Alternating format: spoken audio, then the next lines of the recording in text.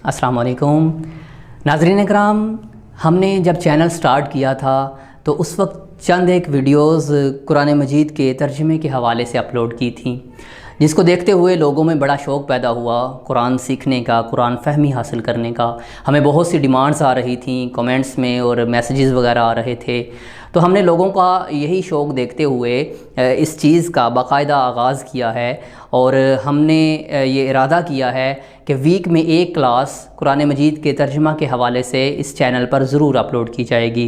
तो अगर आप भी ये कुरान मजीद का तर्जुमा सीखना चाहते हैं, हमारे चैनल से टच रहिए, हमारा चैनल सब्सक्राइब कीजिए। बेल आइकन का बटन आपने इसलिए दबाना है ताकि हमारी वीडियोस जो हैं वो फ़ौरन आपको मिल जाया करें।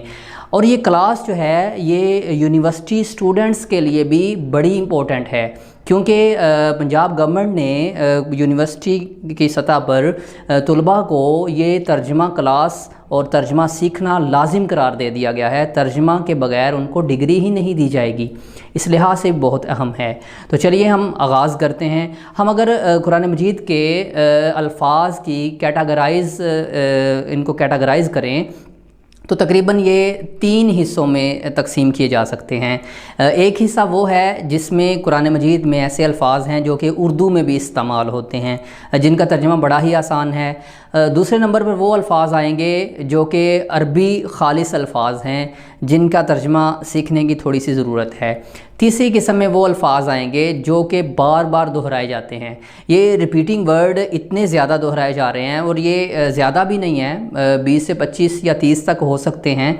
तो इतने ज़्यादा दोहराए गए हैं, ये तकरीबन कुरान मजीद में 30% ये इस्तेमाल हुए हैं।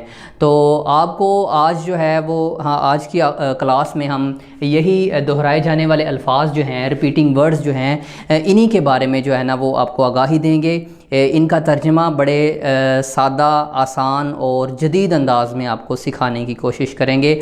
अगर आप ये चीज़ सेव कर लेते हैं, इसका स्क्रीनशॉट ले लेते हैं, या डिस्क्रिप्शन में हमारा फेसबुक का लिंक मौजूद है जिसके ऊपर इसकी पूरी की तस्वीर मौजूद है, वो अपने पास सेव कर लें। इनको आपने एक दफ़ा याद करना है। इनको याद करने का फ़ायदा ये होगा कि जब भी ये लफ्ज़ कहीं भी आएगा तो आपको फ़ौरन से उसका मतलब, उसका तर्जुमा याद होगा और हम इस चीज़ को रिपीट करते रहेंगे कि देखें आपने उस मौका पे ये चीज़ याद की थी। तो इंशाल्लाह हम इस चीज़ को लेके आगे बढ़ेंगे। मैं थोड़ा सा इंट्रोडक्शन करवा देता हूँ इन अल्फाज का। सबसे पहले ये लफ्ज़ है मिन। मिन का तर्जुमा होता है से। मिन का तर्जुमा है से। जैसे हम पढ़ते हैं आऊज़ु बिल्लाहि मिनश शैतानिर रजीम, मिन का लफ्ज़ इसमें आया, मिनश शैतान, शैतान से, मैं अल्लाह की पनाह में आता हूँ शैतान से। तो इसी तरह आगे लफ्ज़ है मन।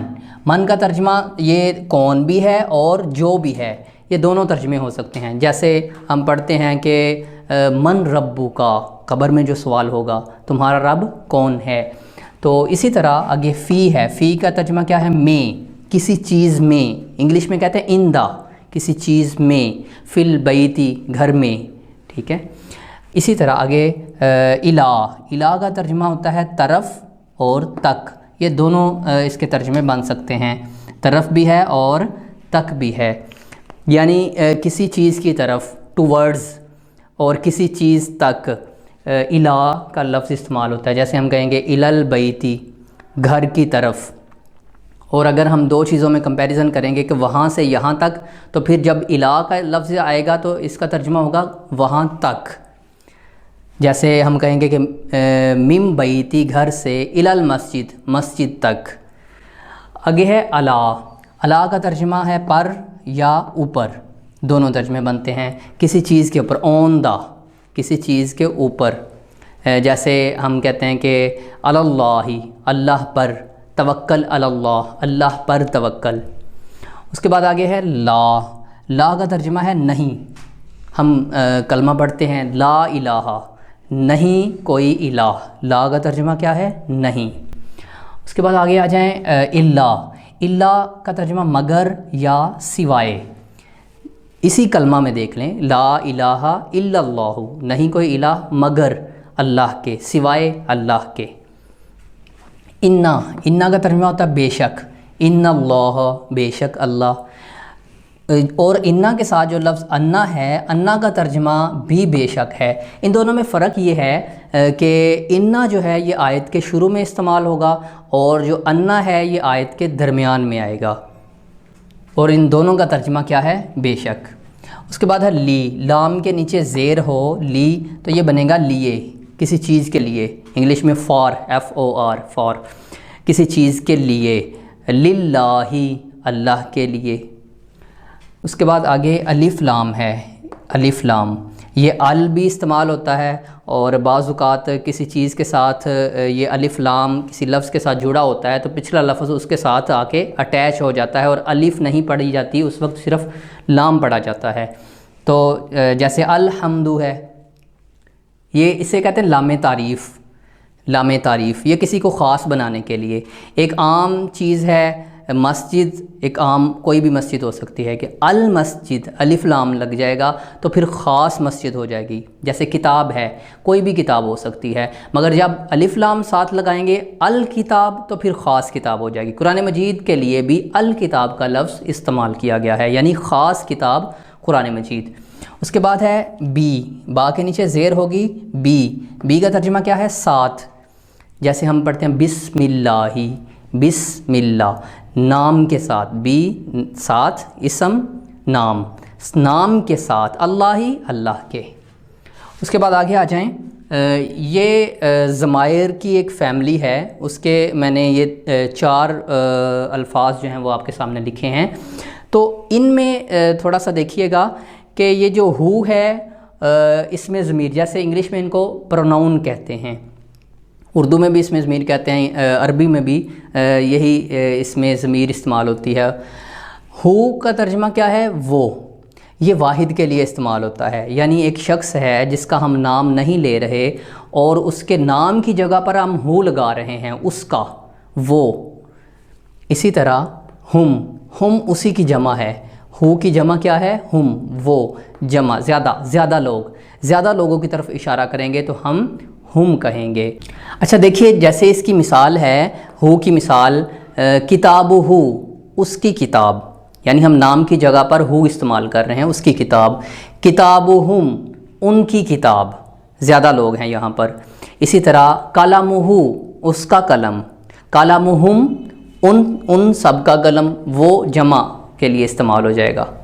اسی طرح کا پہ آ جائیں، کا آپ، یعنی جو سامنے بندہ موجود ہے اس کی طرف اشارہ کیا جا رہا ہے کہ آپ، ربو کا، آپ کا رب، ایک بندے سے کہا جا رہا ہے کہ آپ کا رب۔ اور کا کی جمع کیا ہے؟ کم، تو کم کیا ہے؟ آپ، یعنی جمع، زیادہ لوگ یہاں پر موجود ہیں، ربو کم، تم سب کا رب، کا آپ کا رب، اکیلے بندے سے کہا جا رہا ہے، کم زیادہ بندے سے کہا جا رہا ہے کہ آپ سب کا رب، ربو کم، آپ کا رب۔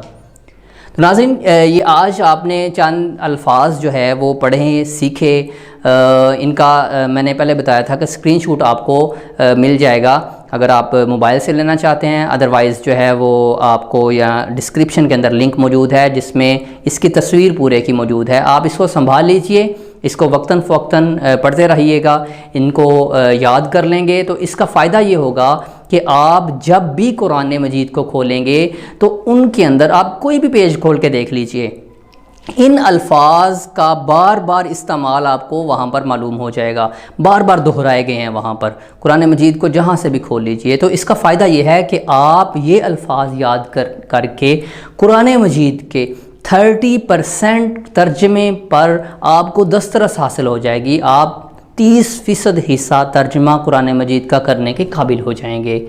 تو ناظرین، یہ تھی ہماری آج کی کلاس، انشاءاللہ مزید ہم جو ہے وہ نیکسٹ ویک ملیں گے اگلی کلاس کے ساتھ، تو ہمارے ساتھ رہیے گا۔ اگر آپ کو یہ سلسلہ ہمارا پسند آیا ہے تو ضرور اپنی رائے سے ہمیں آگاہ کیجئے، اور اگر آپ کے ذہن میں کوئی بہتری کی گنجائش ہے، کوئی بہتر رائے ہے تو وہ بھی ہمیں ضرور دیجئے۔ تو ملیں گے اگلی کلاس میں، اللہ حافظ۔